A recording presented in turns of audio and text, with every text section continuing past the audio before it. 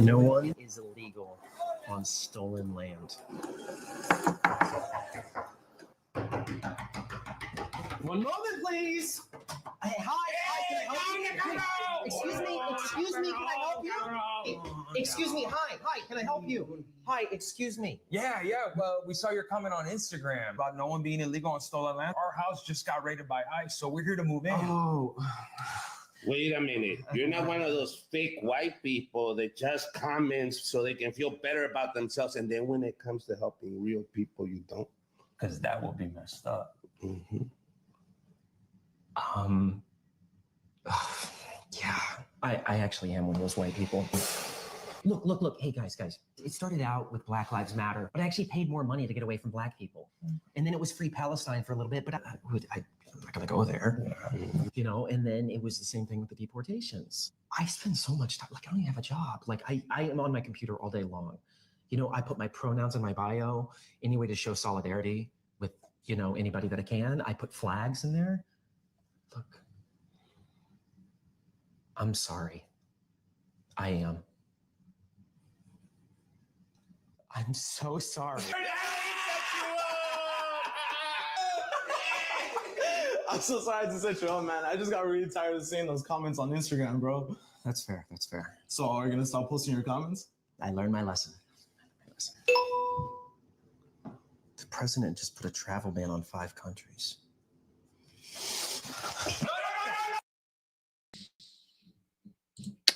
Good evening, everybody. Welcome to the following program. I'm your host, Joe Neerman, aka Good Lawgic. It's funny because it's true. It's funny because it's true. In the sense that if you think about it, they can hear all sorts of nonsense. All sorts of nonsense from the legacy media and be like, wow, that wasn't true. And then go back to it. They never learn. They never learn their lessons. There's no such thing as lessons learned. Perhaps that's part of the failings of our education system is that people don't make sure they actually learn lessons. I don't know. Maybe it's just lack of a father figure in the home. There's really a lot of possible explanations, and you probably need to assess it on a case-by-case basis. Can't really do it as one sort of global type of deal.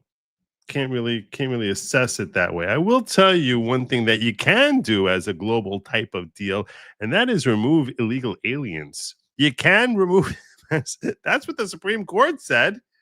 The Supreme Court said you can remove them as a whole big massive group, and yet somehow in the First Circuit, where you would think that they recognize that the reason we're called the First Circuit is because we're part of the United States of America, which is judicial system has on high the Supreme Court of the United States. That's why they call it the Supreme Court. You would think that they'd be like, hey, you know, if the Supreme Court overrules me and says, hey, Kristi Noem's she's allowed to move a whole bunch of folks at once, doesn't need to go on a case-by-case basis, that maybe they would get the message, but apparently, no, not so much. Apparently this is a big fight. U.S. Appeal Court weighs Trump authority to revoke legal status for thousands of migrants. So we jump right on into it here. President Donald Trump's administration on Tuesday urged the U.S. Appeals Court to rule that Homeland Security Secretary Kristi Noem acted lawfully when she revoked the temporary legal status of hundreds of thousands. This is how we need to do it. Not like 5 people here, 7 people. We shouldn't be able to know their names. Let me explain something to you, okay? The more names we know, the more it's a sign we are losing this ever-critical battle. The more names you know, the larger a sign is that we are losing this critical battle. Because, let's face it, when it comes to winning a propaganda war, which that is part of what we're dealing with here, names have faces and pictures and family members and folks to be interviewed, and it just makes it like it's like a tragedy. Who was it? It was Joseph Stalin, I think, who said, like, you know, Three people dying is a tragedy. 300,000 people dying is a statistic. And if the difference is, it works the same thing with deportation. If they start knowing the names and background and able to give them like this heartwarming sob story of Maryland man just trying to do good by his family, we're losing. No, we need mass deportations. Not only, and the more there are mass deportations, the harder it is to sort of keep track of these things, the less of a tragedy anyone will deem this to be. That's just human nature. So we want to get rid of millions. I think I'm of the opinion we want to get rid of millions of these illegally entered aliens. I don't want it to be a case-by-case basis. And that's part of the reason I think that this judge is trying so hard to say, no, it has to be on a case-by-case basis. Unfortunately for this judge, excuse me, unfortunately for this judge, the Supreme Court said it's not a case-by-case basis. President Donald Trump's administration on Tuesday urged U.S. Court of Appeals to rule that Homeland Security Secretary Kristi Noem acted lawfully when she revoked the temporary legal status of hundreds of thousands of Cubans, Haitians, Nicaraguans, and Venezuelans living in the United States. U.S. Department of Justice Attorney Drew Ensign told a 3-judge panel of the Boston-based First U.S. Circuit Court of Appeals that a lower court judge had wrongly concluded Noem lacked the discretion to categorically end the immigration parole granted to approximately 430,000 migrants by Trump's Democratic predecessor, Joe Biden. Unbelievable. Unbelievable. U.S. District Judge Indira Talwani, who frankly should be on the list probably, an appointee of Democratic President Barack. I'm making a joke, okay? Don't start with the whole R word, okay? It was a joke. An appointee of Democratic President Barack Obama halted the agency's action on April 14, saying Noem could only revoke previously granted parole and work authorizations for migrants on a case-by-case basis. Ensign argued that was wrong, citing the U.S. Supreme Court's May 30th decision. That was the big one, to put Talwani's ruling in favor of class migrants on hold pending further appeals, which allowed the parole terminations to take effect. As the Supreme Court has already implicitly recognized by a lopsided vote, the government is likely to prevail on appeal, either in this court or, if necessary, in the Supreme Court. This court should reject the plaintiff's brazen request to defy the Supreme Court. We need to get them out en masse. En masse. The Biden administration, starting in 2022, let Venezuelans who enter the U.S. by air request a 2-year parole if they passed security checks and had U.S. financial sponsor. Biden expanded that to Cubans, Haitians, and Nicaraguans in 2023 because why not? They all look the same to us. Ensign said Noem was legally entitled to categorically end those parole programs, saying she, quote, profoundly disagrees with the Biden administration's view that they were needed to alleviate pressures at the border and improve the overall immigration system. So since we can't handle it, let's just fly them in. That's literally what Biden did. Let's fly them on in and just give them grit. It was just effing asinine. That jackass completely screwed our country up. I really hate Joe Biden. All 3 judges in the First Circuit panel were appointed by Democratic presidents. So good luck on us winning on this level. But in May, before the Supreme Court acted, the panel declined to halt Talwani's orders, saying Noem had not made a strong showing that categorical termination of early grants of parole would be upheld on appeal. While liberal justices Ketanji Brown Jackson and Sonia Sotomayor publicly dissented in a lengthy opinion, which was just rambling on, the majority of the 9-member Supreme Court provided no reasoning for why it was staying Talwani's decision. They just said, you're wrong, okay? You just, trust me on this one. Trust me, Ketanji, you're just wrong, okay? You're just wrong. U.S. Circuit Court Judge William Kayada, during Tuesday's argument, said that placed him and his First Circuit colleagues in an unusual situation when they're asked to look to the Supreme Court for guidance on how to proceed and were given only bottom line. It's not unusual. It's just they think you're stupidly wrong. This is so confusing. No, you're wrong. It's like, just accept You don't understand the law. You're trying to find all sorts of really clever ways to try and reinterpret as to why it is that of all administrations, this is the only one which has no authority over, I don't know, immigration. You're wrong. Just accept it. Own it. Own it. You are wrong. Wrongo. You could try to come up, but what about if we had this? No, you're wrong. It's really not that complicated. They have the authority to say that we are changing your classification. They have the authority to do that. They can gift you with classification. They can retract the gift that they gave you. It's really very simple. It's very, very simple. It's not that complicated. We have no authority. They didn't really walk us through where it was that we went wrong on this. So they have the authority to do this. Get the hell out of their way. It's really, I mean, it's like, oh my gosh, what are we going to do? How are we going to wrap our brains around this one?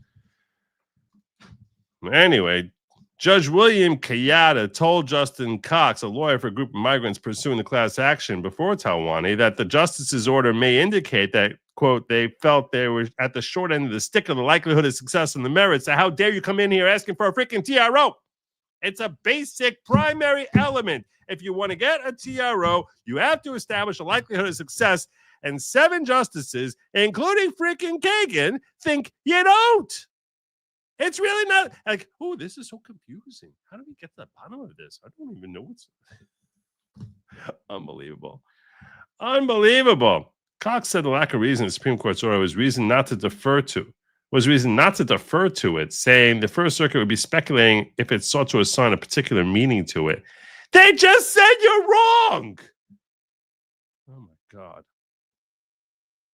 U.S. Circuit Judge Gustavo Gelpi predicted that even the First Circuit upheld Talwani's decision, the Homeland Security Department could seek to again terminate the migrants' parole status through a new agency action. But Cox said a ruling in plaintiff's favor would still be quite valuable regardless, because this way we make a statement that we're justice warriors. Quote, at a minimum, it would let our clients and the class members have the dignity of leaving on their own terms as opposed to being subjected to the kinds of removal and detention processes that are happening right now. Yeah, shut up. So sick of these people. The case is Doe v. Noam, First U.S. Circuit Court of Appeals, number 251384. For the plaintiffs, Justin Cox of the law offices of Justin B. Cox, and for the United States, Drew Ensign of the U.S. DOJ. So there you go. Yes, always blame it on the jewels. What? What? I should have super chat goals. I haven't had super chat goals in a little while. What do you suggest? Anthony, what do you suggest? Give me like, if we hit our goal, then what? Then tell me what. I'm not gonna. Okay, look. Here's the deal. Okay, I'm gonna break it down for you. Okay, I'm very testy tonight. I'm not testy at you, Anthony. Okay, I'm just telling you, I'm very testy tonight. I'm going to share with you why, okay? I'm going to share with you why. The reason why I'm testy is because I've been working on this. And every time I get a spare minute, I've been working. This is Adobe Pro. This is me working on trying to put together a freaking video, okay? And when I was like, working through all the different technical video elements and how to merge this in and make a glass shattering type of thing or a transition or a background noise, I came to a certain realization about video editing. And that profound realization was, I suck. I am so bad at this. The reason you see me live, this is the only way I am so bad at this. I'm like sitting there, like, I don't even know what the hell. Do I have to download this and go into the effects panel? I can't tell you how many times I've lost this. I should save this. I don't even know what that means. I am so bad at this. And it's like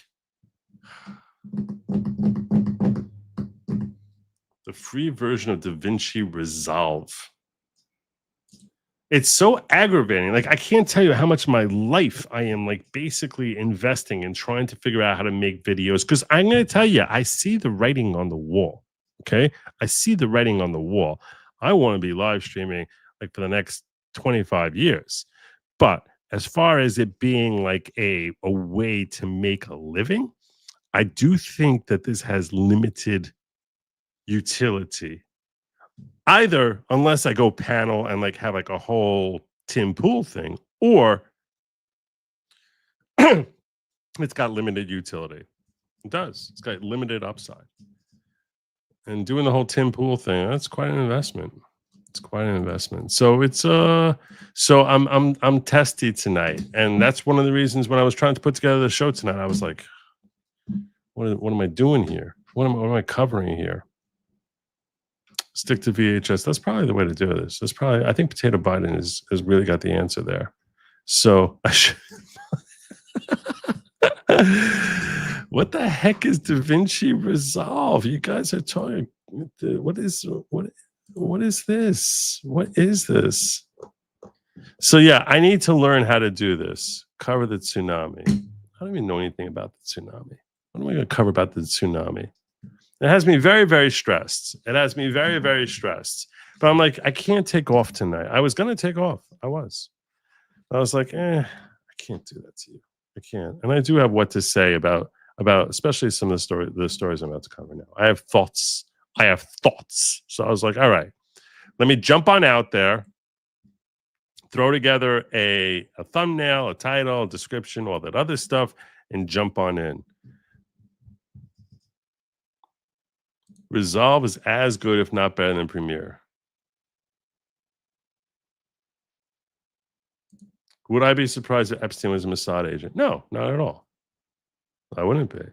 Would you, I'll throw it back at you. Would you be surprised if he's not a Mossad agent? Would you be surprised? And be like, oh, wow, he's not a Mossad agent. Would that surprise you?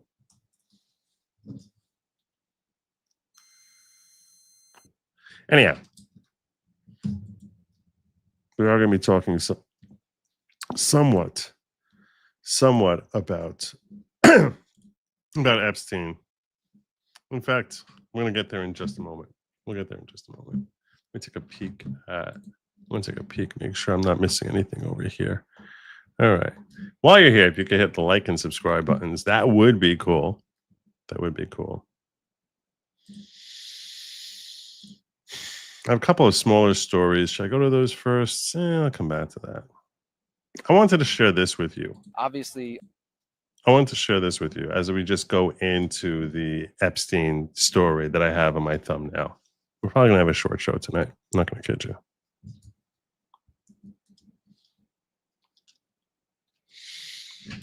So I want to start with this, which I was looking for an opportunity to share this clip with you. And I thought this was really interesting. If you're unfamiliar with this individual here, not the one with the pony, the one without the pony, the one in the suit who looks kind of like a lawyer because he is, Brad Edwards. He is the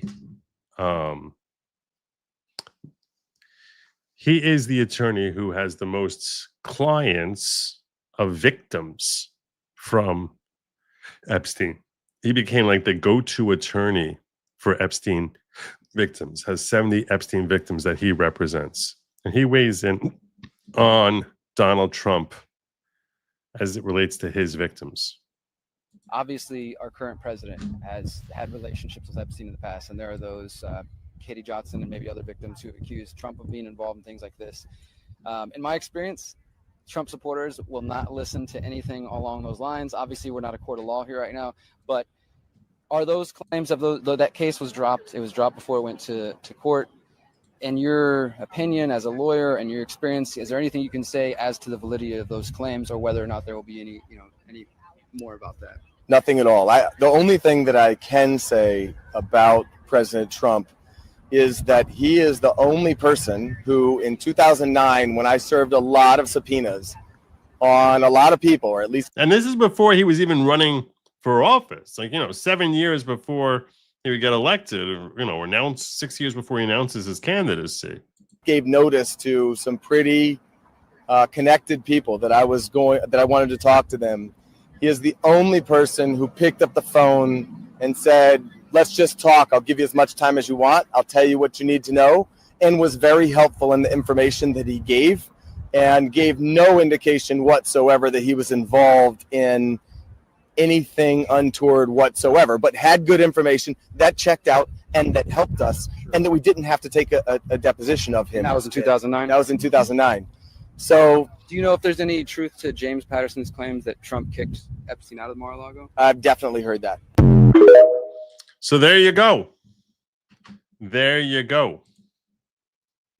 Now, there was some talk from him today where he said that he kicked him out because he was poaching his staff, which is a news story.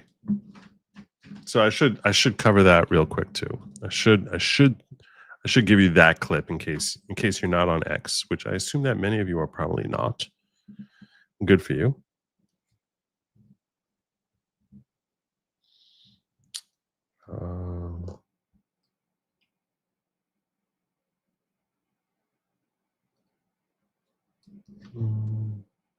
Let me find it here for you. I wasn't planning on bringing it up, but we're going to bring it up. We're going to dig it up.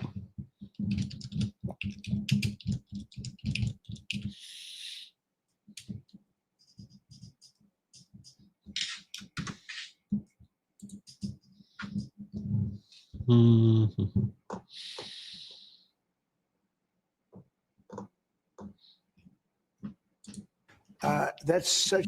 This is the clip, which That's has people scratching their that's heads. Such old history, very easy to explain, but I don't want to waste your time by explaining it. But for years, I wouldn't talk to Jeffrey Epstein. I wouldn't talk because he did something that was inappropriate. He hired help, and I said, "Don't ever do that again." He stole people that work for me. I said, "Don't." So I've heard stories like there was a bad business deal. That's what the Trump attackers want to say. He was mad at him about a business deal. I've heard Trump defenders say that he threw him out for hitting on an underage girl. In fact, there's even a clip of that I played here on this show of an audio from his cellmate Tartagliano or something like that. Tartagliano, who was Epstein's cellmate, who claims that Epstein told him that the fight that Epstein had with Trump was because Trump got mad at him for hitting on an underage girl, which is obviously something that makes Trump look really good in the context of this entire fiasco. And now we have Trump giving a completely third version, which is Epstein was poaching his staff. Never do that again. He did it again, and I threw him out of the place, persona non grata. I threw him out, and that was it. I'm glad I did, if you want to know the truth. And by the way, I never went to the island, and Bill Clinton went there supposedly 28 times. I never went to the island, but Larry Summers, I hear, went there. He was the head of Harvard, and many other people that are very big people. Nobody ever talks about them. I never had the privilege of going to his island. A lot of people have been leaning in on that he said, I never had the privilege of going to his island. I understand Trump speaks, so I understand what he's saying is that, that at the time it was considered a privilege to go to his island. Not that now he wishes he had gone. Quite the contrary. If you actually just listen to the next 12 seconds, you understand. You understand that. And I did turn it down, but a lot of people in Palm Beach were invited to his island. In one of my very good moments, I turned it down. I didn't want to go to his island. Yeah. Yeah. So that was the massive Epstein news, at least as it relates to Trump specifically. But then we have this.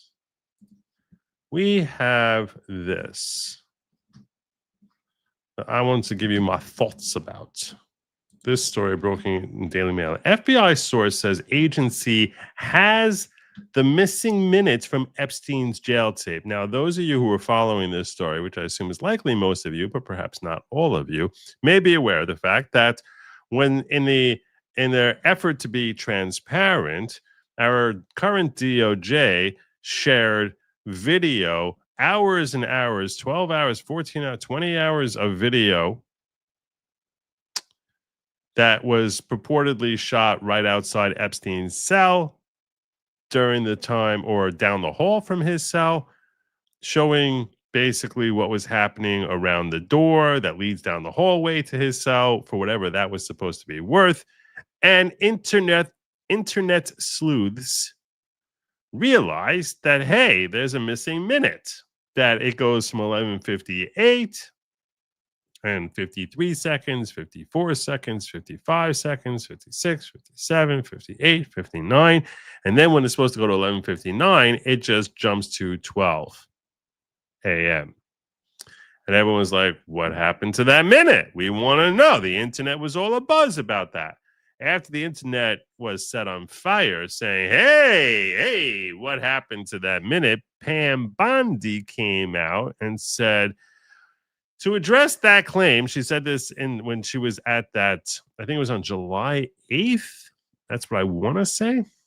That to address she was at a cabinet meeting with Trump, and someone was asking Trump about, and Pam Bondi, about that various issues with respect to a perceived lack of transparency. That I would agree there is definitely a lack of complete transparency here, but that they basically were like, and what's with that minute? And she claimed that tape never had that minute on it. Doesn't exist. That it's an old style system, and because it's an old style system, apparently it restarts or refreshes or reloads or something like that, and that's why it doesn't run on a continuous loop. And during that 1 minute, it stops for 1 minute and then resumes a minute at the start of the next minute. Now, I'm going to tell you this. A few things I want to share about this. I was always of the opinion that if, in fact, Epstein was murdered, you probably would need more than 60 seconds to go in there, silently kill him so no one else can hear him, set everything up, and get out. To do all that in 60 seconds and make it look like a suicide, I got problems believing that could have been done in 60 seconds. So to me, the missing minute was never that big a deal. Now, some people started saying it was really 3 minutes, and I heard all this other talk about it potentially being 3 minutes. If you tell me it's 3 minutes, that's very different. 3 minutes is a much lengthier period of time. That seems far more consistent with what I would assume you would need. What is disconcerting is the notion that Pam Bondi lied to us about why that minute was missing, which is what this article is designed to imply, certainly.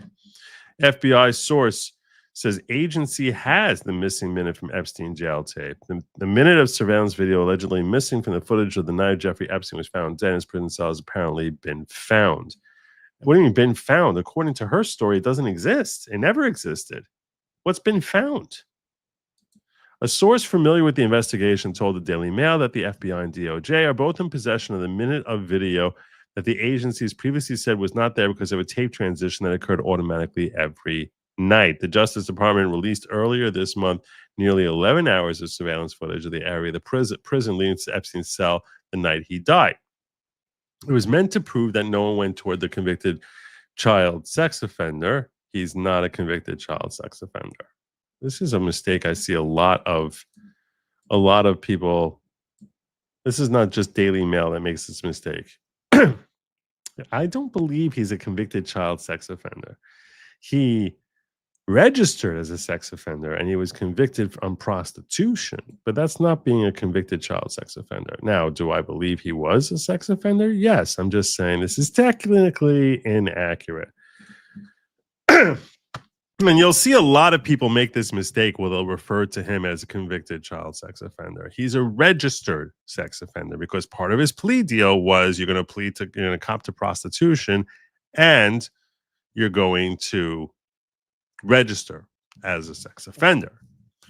But that's not the same thing as being convicted of the offense. As conspiracy raged that Epstein was murdered to prevent him from spilling secrets about high-profile co-conspirators, sleuths quickly found there was a one. God, this is so annoying. These pop-ups. Sleuths quickly found there was a 1 minute gap in the footage overnight from August 9th to August 10th, 2019, which only led to more speculation that a cover-up was underway. The time code on the screen jumped from 1 minute just before midnight. When the video was released earlier this month, it was described as raw footage. Attorney General Pam Bondi was questioned about the video in a July 8th cabinet meeting, and she claimed the Bureau of Prisons told her it was an antiquated process that happened every night when the tapes automatically reset. Now it's revealed that the FBI in possession of a version of the video that includes the missing minutes. This is what the video was of, and it looked pretty much like this the entire 12 hours, just what you see here on screen. It is unclear why the section was missing when the video was released earlier in July, or what is in the video that wasn't previously shown. And there's still questions swirling over whether the Justice Department will decide to release the found minute. Bondi has taken much of the brunt of the criticism of the administration's handling of the Epstein files over the last month. And now she'll take even more criticism if this is actually true. In an unsigned joint memo made public on July 6th, the DOJ and FBI claimed a months-long review of the files found that the disgraced financier and sex offender was not murdered in his cell. It also concluded there was no so-called client list, and we know all about that. The video is blurry. Staircase hand railing prevents a clear view of the person being escorted by prison guard to his cell.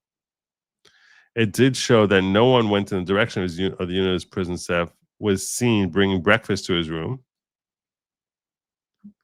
until prison staff was seen bringing breakfast to his room on August 10th, but instead found him dead.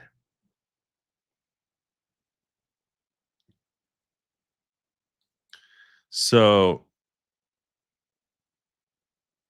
Bondi said that this month that the Justice Department would share other videos that showed the same 1 minute reset happen every night. No such video has been released, and Epstein's death continues to be fodder for conspiracy theories. Okay, so what do I make out of this story? What do I think is happening here?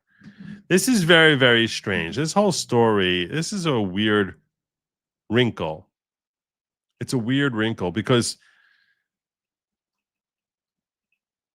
what the hell? Why would you make something like that up? And what the heck is this? So, this was reported at 4:25 today. I'll tell you right now, my initial reaction when I see stories like this is when it comes to legacy media quoting anonymous sources, I assume the anonymous source is somebody who basically works in the same office as them. That's what I tend to assume. I do not trust legacy media. If you cannot name a source to me, you're useless. That is not any sort of evidence of anything. I don't buy it. If indeed Pam Bondi lied about this, if in fact it's revealed that she lied about this, I'm sorry. This woman has got to go. She has to go. If in fact she basically went up there and said, hey, yeah, it's missing every night. She's either incompetent or a liar or both, if in fact that minute actually exists. Because sometimes you have to say, we're not sure why it looks like that. We're going to look into that. You have to have sufficient confidence to say that. So for her to just make that up, or at least she could have qualified by saying the Bureau of Prisons tells us that that's what's missing every night. It is a little strange. I'm not gonna dance around this. It's a little strange that she said they would show us other videos and they're jumping from other nights, and we have not yet seen that. So perhaps she was mistaken. But to me, this is not good. But I'm not going to bury her on this story based on some anonymous source. She did enough of her own burying to the extent she's buried herself up to her neck, or perhaps over her blonde head, she's earned that, and I'm okay with her taking whatever grief people feel is appropriate given the confusing lack of poise, press conferences, conflicting, what the hell are you talking about, sounding almost like a cheerleader, kind of what is happening here, is how is this our attorney general actions with respect to the Epstein debacle. So to the extent that she made her own bed, I'm perfectly happy to have her lie in it. To the extent that now people may see this story that I'm calling to your attention about an anonymous FBI source, that I don't accept as an added on basis to go after her, because I've seen so many anonymous sources which end up being complete and total crap. And I can understand why in this context, someone who is looking to make Pam Bondi look bad may provide as an anonymous, pop in as an anonymous source in order to rev up MAGA going after Pam Bondi.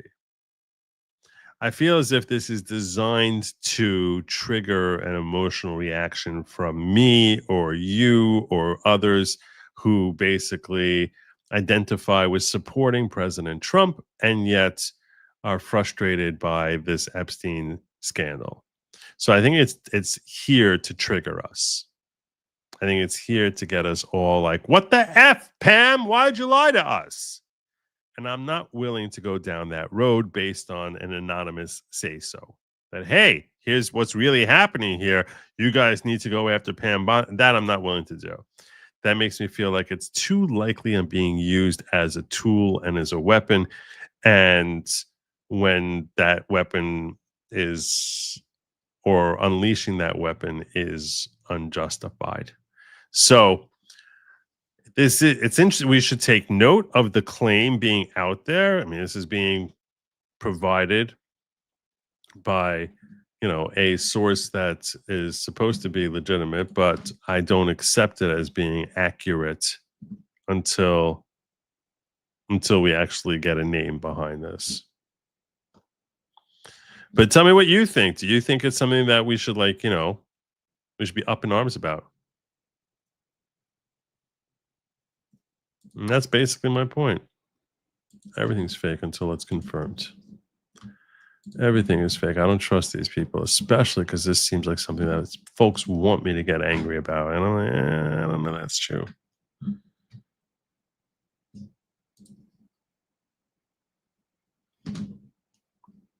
I will tell you that if you're in Eastern Asia, there is a threat of a tsunami, but I think you probably knew that before you tuned in here. Every once in a while, I'm sort of reminded that, hey, people might be watching me from like across the globe. I even once had a call-in show where someone called me from Myanmar. I think it was Myanmar. They were claiming they were calling me from like half a globe away, which I thought was actually very cool. So, yeah, I will give a little quick notice. World's biggest earthquake in 14 years sparks Pacific-wide tsunami fears. So this is what a lot of people are talking about. I don't know what you want me to tell you about this. Someone was like, Joe, cover the tsunami. And I'm like, what should I tell you? A tsunami's coming. A tsunami seems like a really freaky, terrifying thing. It's like all of a sudden you're just in the ocean. That's God. That's God being like, hey, you're in the ocean now. And the ocean is a very, very scary place.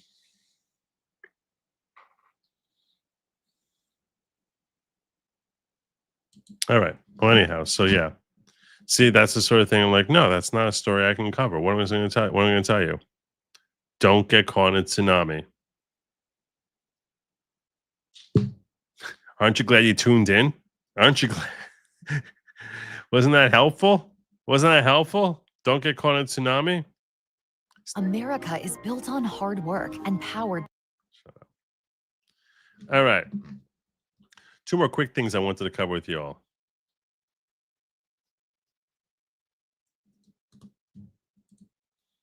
I can't tell you. I'll call you KPT. Okay.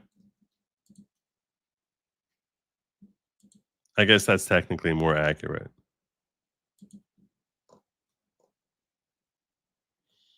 What's technically more accurate? I missed a chat earlier.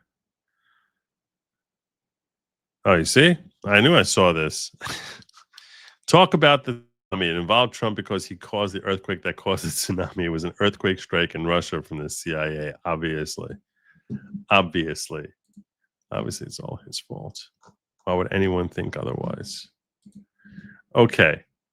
A couple of quick things I wanted to share with you. First and foremost, because this is related to the video I've been working on forever. God, I hate doing videos. Hemingway says the conspiracy against Trump is ongoing. The media are active participants. I thought that this was a good breakdown. So I wanted to share with you. Sort of going a little sideways here for a moment. Yak. That's too quiet. You've just heard from CIA Director John Ratcliffe. Well, my reaction to what you've just heard from CIA Director John Ratcliffe on your show is that he actually broke some pretty major news there. You are giving this story the weight that it is due. We have had in the last... She's talking about the Obama Russian collusion hoax and Brennan and Comey and Clapper. Last week, absolutely explosive revelations about what the Obama administration did to attempt to sabotage the incoming Trump administration. Because you are giving this story the weight that it's due, you were able to break the news that John Durham says we are going to get the declassified annex to the John Durham report, which apparently will have some more explosive stuff in there. Yeah. This is such a major story that... They say it's moving on towards Hillary, which makes a lot of sense because the entire genesis of this was all about Hillary.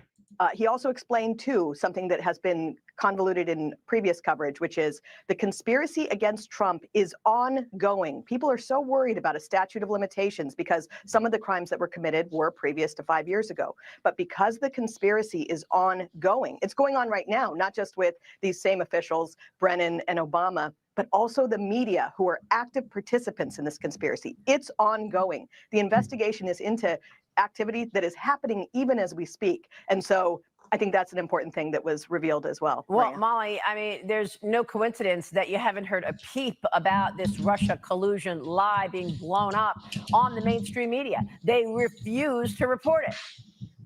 They refuse to report it because it makes them look bad. Again, Obama, Brennan, and Comey could have done everything that they wanted to do to pit this false narrative. But if they had had skeptical media, more than the about 10 of us there that were skeptical, then they never would have been able to accomplish it. And people are they're wanting to forget how bad it was. It was years of... I want certain members of the media to be named as co-conspirators.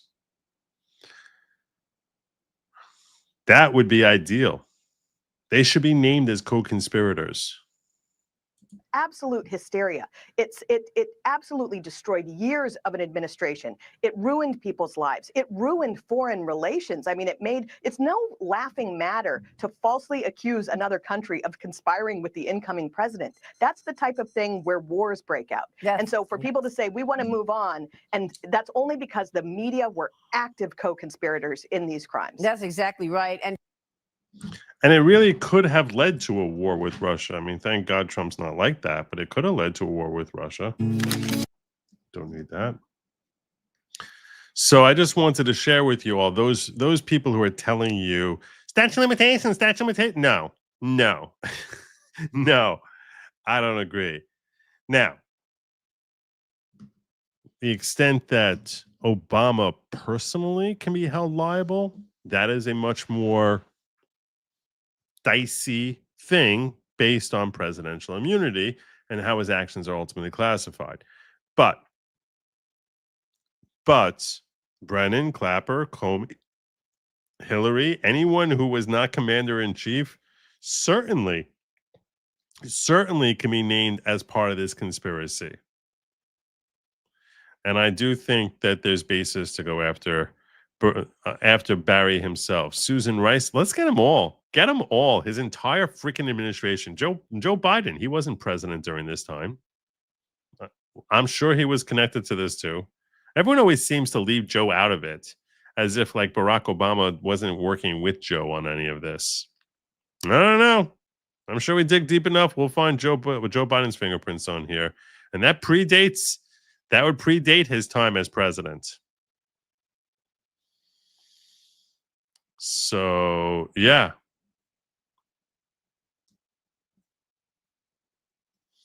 And this is an interesting thought as far as going through impeachment. So it's an interesting question. The idea of impeaching someone who is out of office. You might recall that in 2020 into 2021, we had the second impeachment of Trump, and there was the Senate and the House were all the House was rushing through the impeachment out of concerns that you can't impeach someone after they leave office. I said at the time, and I've said it ever since, I do not believe that to be the case. I think you can impeach someone even after they've left the office, because part of the penalty of impeachment is you cannot be elected to further office if you've been impeached. So, yeah. So who says that Obama won't try to become a senator? Who says that, even though currently there's a 2-term limit, does that mean it's not going to change? How do you know next year there's still going to be a 2-term limit? Maybe they'll abolish the 2-term limit, in which case Barack Obama will be eligible to run. So yeah, I think that he should be impeached. The reality is, though, there is no way in hell, no frigging way in hell you will get the numbers to convict him on an impeachment. That's not possible. I don't even think you'll get 50. I don't think you'll get 50 Republicans to vote for it. They'll be like, it's political. I don't like a political thing, as if that's not what impeachment is inherently. No. So you're not going to get impeachment. I don't think you need impeachment. I think you just go after him, calling it an official act that he can go down for, as I explained in my video, if I ever end up releasing it, which I hope to, but I'll walk through it in very exciting detail with really cool video highlights. God, I'm never going to finish. I'm never going to finish it. I'm supposed to be doing this in like 3 hours. It's been like 300 hours. God, I'm so bad at it. The other story I wanted to share with you before I move on to my final thing. Before I get into tariffs, which is the last thing I wanted to get into with you. There's one more story I wanted to cover with you real quick, which is Democrats are evil. There's no other word for it. Democrats are evil. Democrats are desperate to reveal the identity of federal immigration agents to put their lives and the lives of their families in danger. Michigan Democrats are proposing legislation that would allow them to jail masked ICE agents for 90 days. Here's the report from local news there. They're insane. They're really insane. State Capitol would ban the use of face masks for all law enforcement officers interacting with the public. The bill mandates officers must display their name or badge number, full name, or initials. Now, this would not apply to undercover operations where an officer must conceal their identity to investigate and gather evidence of criminal activity. If passed, a violation of the law would be punishable by up to 90 days behind bars and a fine of up to $1,000. Apparently, Democrats are completely unaware of the supremacy clause. Completely unaware of the supremacy clause. Throughout Biden's administration, we kept hearing about how now Texas has no right to shut down the border because of the supremacy clause. But as soon as Trump comes into office, they just completely pretend that they forget that federal law, supremacy clause, in case you're unfamiliar with the term, you probably heard the term many times, but unaware of exactly what it means. So I'll just break it down for you as simply as possible. When there is a conflict between federal law and state law because of the supremacy clause, federal law dictates. It dominates. It trumps. Pardon the pun. It trumps. So you cannot pass a state law or city ordinance which would be in violation and have people violating federal law. And if federal law basically empowers them, now they'll say there's no federal guideline which directs you to that you have to cover your face. So if I was sitting here, I know with Pisco, he'd probably be sitting and screaming, well, where's the federal law which says that they have to cover their face?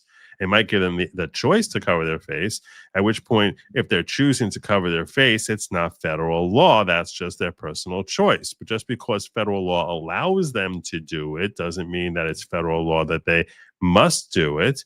So since they don't have to do it, there's no conflict between federal law and state law. And accordingly, Michigan could pass such a statute. I would respond thusly, which is, I think that's technically accurate unless if the federal statute, which basically says if there's guidelines that as to how they're supposed to conduct themselves in areas that are potentially hostile, in that case, there would be regulation. It's more likely regulation than a federal statute. And if it's a regulation of an executive agency, the question is whether that regulation would trump a statute. And that requires actually some research. I'm trying to think of this, as a lawyer, would a federal regulation dominate over a state law? Sort of would need to see exactly what the state law is, and in comparison, look at what regulations it would be directing them to violate. But I can certainly see that for purposes of safety, that there would be a regulation saying, hey, when you do this, you're supposed to make sure that your face is shielded. And that would be for the officer's own safety. But at the end of the day, even assuming that the supremacy clause would not invalidate this Michigan statute were such a thing to ever pass, I would tell you that Michigan Democrats are freaking evil. Freaking evil. They are. They're freaking evil because basically they want to increase the likelihood that these ICE agents are physically harmed and that their families are physically harmed. They're so desperate to try and ensure that we remain swamped with illegal aliens that they're willing to basically say, we are going to put the officers at risk. That's how friggin' they're just awful human beings. Awful.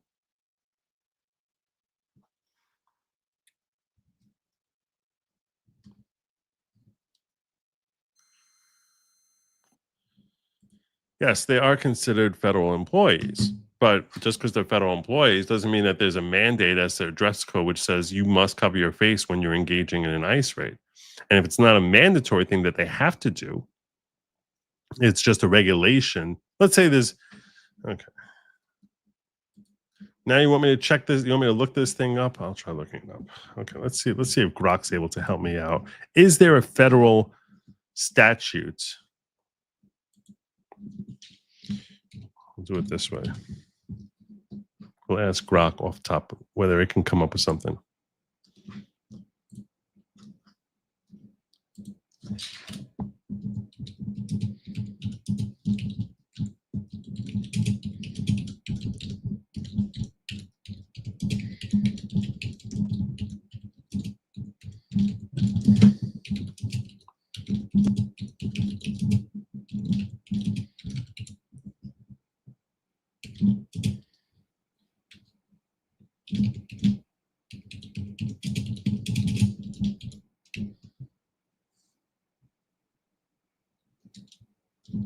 We'll start with this. Anything directing that they should. How about we pass a law that says protesters can't wear masks? That you could do. ICE agents wear masks to protect their families. Protesters do it to commit crimes. This is true. Do you impeach the judges? Can they? You can impeach a judge. You can. It just no one ever gets impeached. They never get convicted in the end. No federal statute regulation explicitly directs U.S. immigration customs enforcement to cover the faces during raids. However, There's also no federal law that expressly prohibits ICE agents from wearing face coverings such as masks or balaclavas during enforcement operations. The decision to use face covering appears to be a tactical choice, often justified by ICE and Department of Homeland Security for officer safety, particularly to protect against doxing or retaliation.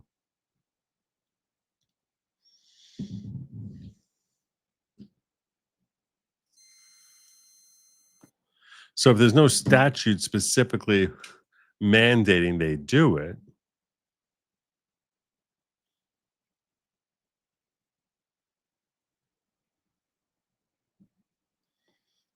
you might not have a supremacy clause element here.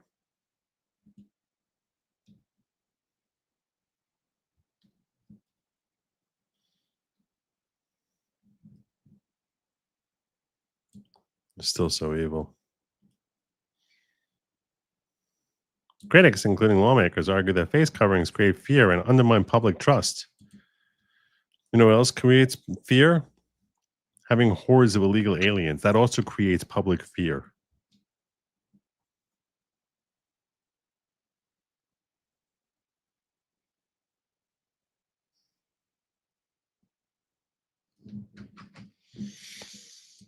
Yeah, but that is the more legal, that is more the more accurate legal assessment.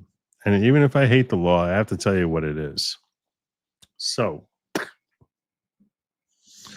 there you go on that.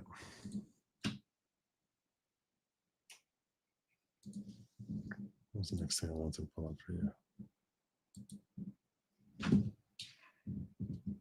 Give me 1 second.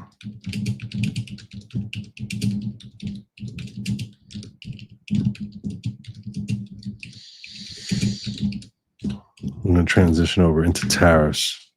I know that's always a very exciting conversation for everyone. All right, so we'll do it this way. You want to be annoying, Grok? We'll do it this way.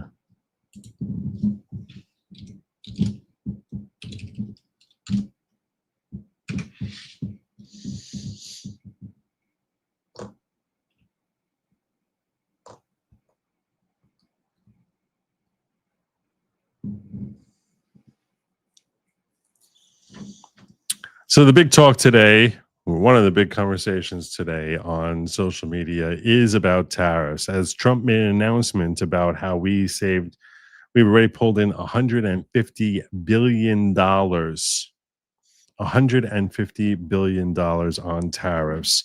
Let me give you a smattering as to what's going on X on this. Just minutes after Johnny MAGA, an account I follow, says, I thought I follow him. I don't follow him.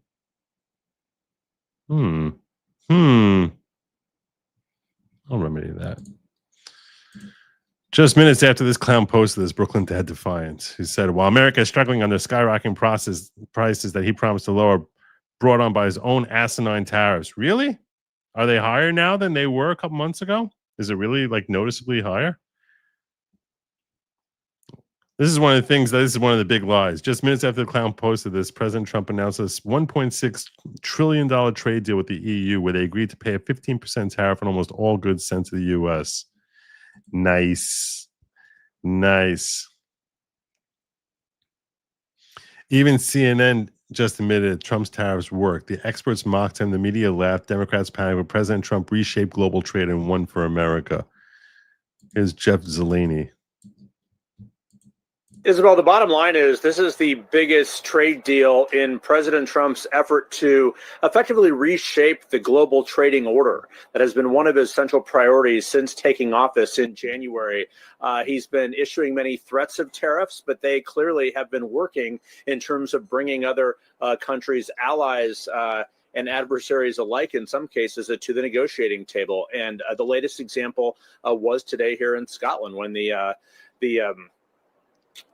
leader of the European Commission, who of course is negotiating for the European Union, she agreed to a 15% across the board tariff. Now that is significantly higher than the 10% tariffs in existence now, but it's much lower than the 30% threat that was coming on Friday, and the 50% threat that was made in May. So clearly there has been an instance where the president has been using his threats of higher tariffs as a negotiating tactic, and in this case, it certainly worked.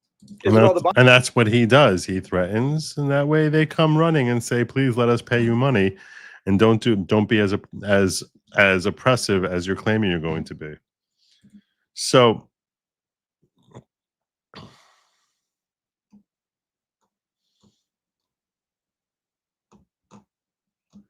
this is what everyone's talking about. Welcome to the golden age. Thanks to the leadership of POTUS, US has generated over $150 billion in tariff revenues within the past 6 months.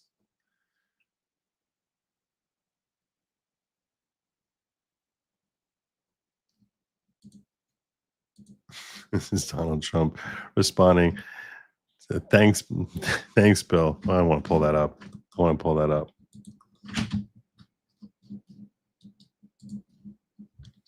going to pull that up. That's pretty funny.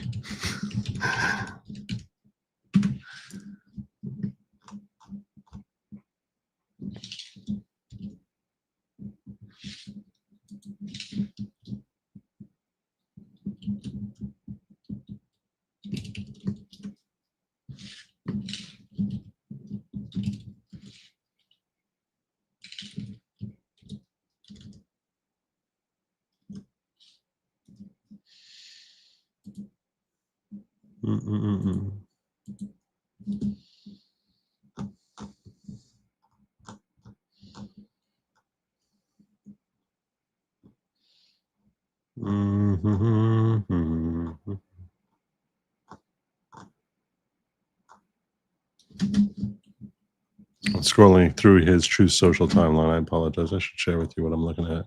Just so we're on the same page. Come on.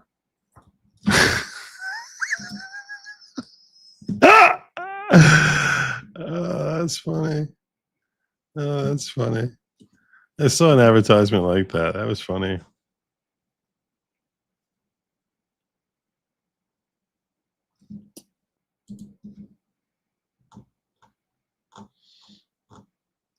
I want to find the clip of Bill Maher admitting it. Here we go. Remember, I, along with probably most people, were saying at the beginning, oh, you know, by the 4th of July, somebody had to think how the country was, the economy was going to be tanked by then. And I was kind of like, well, that seems right to me. But that didn't happen. Now, it could happen tomorrow. I'm just saying that's reality. So let's work first from the reality of that, not from I just hate Donald Trump. Because that's boring and doesn't get us anywhere and leads you to dishonesty. Because the truth is, I don't know what his strategy is. But look, the stock market is at record highs. I know not everybody lives by the stock market, but I also drive around. I don't see a country in a depression at all. I see people out there just living their lives. And I would have thought, and I got to own it, that that these tariffs were going to fucking sink this economy by this time, and they didn't. So, you know, how do we deal with that fact? Because that's the fact. Yeah. And as I said when he was first implementing these tariffs, I told you all, I cannot tell you what it will do to the economy, but I know this, that the folks who are saying it will definitely tank the economy definitely don't know what the hell they're talking about. Because there's no way to know it definitely would. It had a possibility of doing that. And Bill Maher is correct. It still has a possibility of doing that. But it doesn't have to. And if increased tariffs now means that if in 6 months we manage to get 150 billion, and that's just during the first 6 months when things were still being sorted out and things were on hold, that sounds to me like on an annual basis we can be bringing in 500 billion, if not north of 500 billion, $500 billion in tariffs. To the extent we can use that to offset our deficits, that is awesome. Or at least not increase our deficits. That is awesome. That is really awesome. So all those folks who were basically crying about Trump destroying our economy basically never knew what they were talking about, which is what I told you, that they didn't know what they were talking about. Sometimes, as I said when I was talking about Pam Bondi, sometimes there's great power in being able to say, I do not know. This is something that I feel as if far too often, people are just afraid to say, I do not know. It's like when Kimmy Hunt says to me, states cannot dictate the attire equipment of federal employees, not their authority. I say to you, Kimmy, I do not know. It's possible. What you're saying makes sense. But I do not know that to be true. There's logic there, but I do not know that to be true. DOJ is going after Boasberg, the injunction-loving judge. They are looking for a reprimand and impeachment. I saw that. I saw that they're looking to have him get reprimanded. I don't know what a reprimand does. I really don't know what it does, other than just make him considered that much more of a hero of the left. Like I seriously don't know what the impact of the guy is the chief judge of DC Circuit, not DC Circuit, the DC Federal Court. So what the heck will a public lambasting do? He probably and correctly deems himself to be untouchable. So what is that going to do? I thought about covering it. I even had some stories. I think I pulled up and put a sign. I was like, what am I going to do with that? What am I going to tell people about that? So maybe he's going to. I saw that Margot Cleveland, who's a great account, I love following. She showed the entire letter explaining why it is that he deserves to be reprimanded. So you're correct. And then what? Seriously. Power in the bingo wing. Well, that's true. Can states tell Fed that they can only wear G-strings? I don't know. This is not an area I've ever looked at like at all. So that's why if I'm sitting here, basically having my shingle hanging on the window and basically saying I'm an attorney, for me to weigh in with what people will properly interpret as being a legal assessment, I think it's imperative that I don't talk based on, if I can harbor a guess and tell you I'm just guessing. So my guess is that Kimmy's correct. I just don't know that it's true. So I see the cleverness in what you're trying to say, that could they do that? I don't think that would pass a rational basis test even. So in that sense, I would say no. I would say no to that. But I do want to get in on the whole tariffs thing, because his tariffs are potentially in jeopardy. A lot of people domestically are not too excited about his tariffs, and those are particularly suppliers. I had someone who was telling me that his business is going to be shot to hell. He's an American businessman. He's got a small business, and his business is shot to hell because of tariffs. And I can sympathize with that. I can definitely sympathize with that. And it's that type of perspective that is leading to Trump's tariffs facing a major court test brought on by U.S. small businesses. Plaintiffs are arguing that the president lacks legal power to impose duties under the International Emergency Economic Powers Act. Now, the IEEPA, the International Emergency Economic Powers Act, was the justification that Trump gave for saying that he's authorized to implement tariffs. Donald Trump's strategy of imposing sweeping tariffs on America's main trading partners will face a major test in the U.S. courts on Thursday, 4 days after the president hailed the powerful deal reached with the EU, and just hours before a new round of punishing import duties is set to come into effect. Trump has underpinned his tariff policy with an emergency power that is now being called as unlawful in the federal courts. On Thursday, the U.S. Court of Appeals for the Federal Circuit will hear oral arguments in the case, VOS Selections versus Trump. A group of small business owners are suing the U.S. president on grounds that he lacks legal authority from Congress to impose severe tariffs that could damage their bottom line. First question I would have is, do they have standing? I guess they're being damaged, so perhaps. The Trump administration has invoked a 1977 law, the International Emergency Economic Powers Act, claiming that various national emergencies, including U.S. trade deficits with trading partners and the scourge of fentanyl trafficking, demand urgent action. So what this article is trying to explain to you is he invoked the IEEPA, and what he was basically saying, because we have all these problems, we have this emergency. In this emergency period that we are in, we now need to remedy that, and I'm empowered now to levy tariffs on foreign nations. The plaintiffs have countered that the IEEPA does not give the president the power to impose tariffs and has never been used in such a way in its almost half century on the statute books. The case has potential to derail Trump's most significant tariff deals and negotiations, which he has made a centerpiece of his second presidency. I don't know if it's a centerpiece, but certainly a significant part. Given how much is riding on it, the suit is likely eventually to be settled by the Supreme Court under its current 6-3 supermajority of hard right justices. See, this is obviously written by The Guardian, which is run by a bunch of people who have to make tough decision-making choices every time they use a public bathroom. In the short term, the challenge under the IEEPA looms as a black cloud over Trump's desire to claim victory on the tariff front, as his controversial strategy of shaping hefty import duties on major trading partners continues to roll global trade and markets. On Sunday, now here's the thing, you have to ask yourself,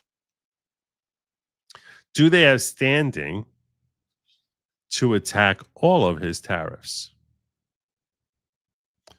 Perhaps, because you have to ask yourself, if they're small business owners, perhaps that the tariffs with this country or that country that they were importing from, they would have standing for. But how are they empowered to basically stand in the way of the president's directive? Certainly to try and get a TRO and stop these tariffs from going into effect. I would think that they would need to try and form some sort of class, and that would take time and work. But still, the tariffs are not a short-term thing here. Tariffs are designed to be here to stay. And yeah, it's very, very frustrating. It's very, very frustrating. On Sunday, Trump struck a deal with his golf club in Scotland with the European European Commission chief Ursula von der Leyen. That will see a 15% import tariffs on most EU goods entering the U.S. Then on Friday, a day after the appeals court hears oral arguments, Trump's latest round of potentially destabilizing, look at their framing here, potentially destabilizing import. Why don't you frame it as potentially financially rewarding tariffs? This is the stupidest thing in the world. So stupid. You're so out of your, this is the arrogance, the hubris of legacy media. The targeted countries include some of the biggest suppliers of U.S. imports, including Canada and Mexico. Ooh.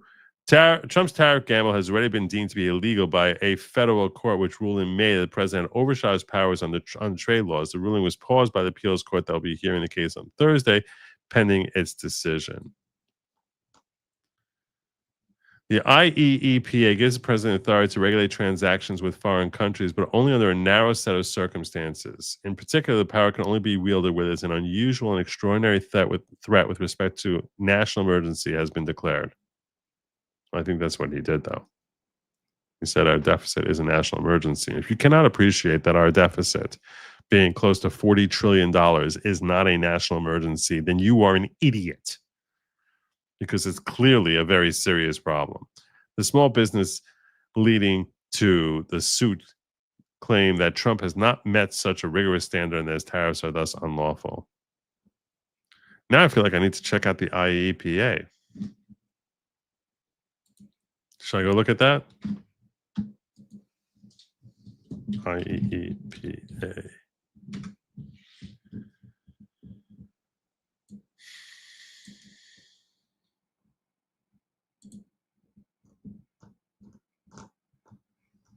long is this thing? This is going to be like hundreds of pages. It's looking like it's hundreds of pages. Yeesh. Yeesh.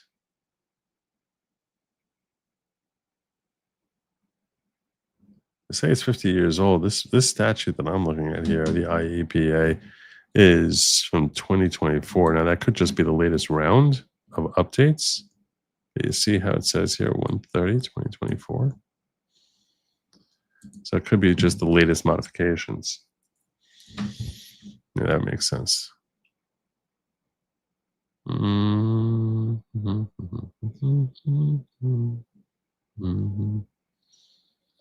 see what we want to find here. We're going to see what we can find here for you.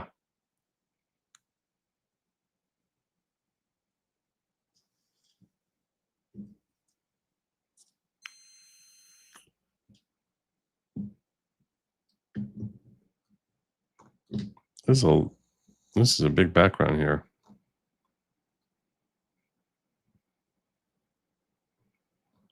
Congress got very wordy here.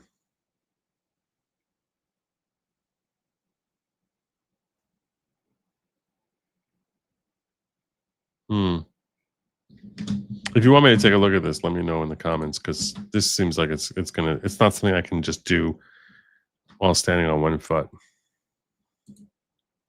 Gladly. And it's gonna be a short show tonight. Master Phillips, member for 15 months. Joe, I'm finance triggered. Please use debt and deficit terms properly. Thank you. You're correct. You should know better. Debt is total balance. Deficit is rate of change. Correct. Too many people use them interchangeably, and it's just wrong. I appreciate you correcting me on that. Thank you. You are correct. Who decides there's a national emergency? It is a political question, so POTUS. Congress has given themselves override, and they have not acted. Yeah, as this case comes up, I'm going to take a closer look and see the legal. What I'd like to do is this on my own time, assuming I can find the time. I'll try and do some homework on this, because I think the idea that we are going to lose these tariffs because of a legal decision is something that is a serious potential hazard, because I think these tariffs are working and they've been really beneficial so far. And the idea that they might be lost, especially if, God forbid, there is a negative decision on this, I really want to be able to talk about this with a little bit more of a background on it. So I stumbled on this like an hour before the show when I was looking through different stories, and I was like, oh, this is something I care about. This is something that matters, as opposed to other stuff that I was just like, I got nothing to do with this. So anyhow, take care of this before I forget. Anyhow, yeah, that got loud. Take care of this before I forget. Where am I putting the towels? Customization.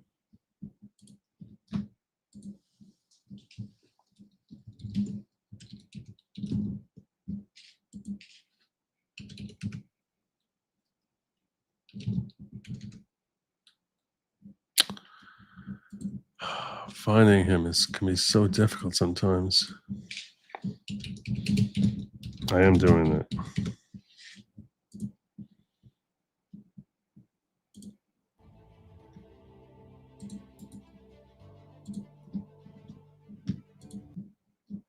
I'm taking care of that because it's appropriate. All right. Was there anything else you guys want me to cover? Are we good? Can I wrap up here? I know we started late, but I warned you all it was going to be a short show tonight.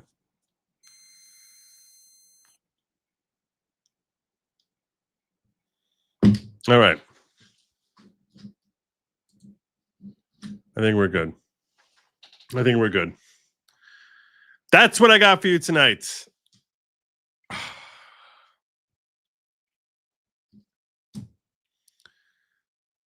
Don't think that my night is over. It's not.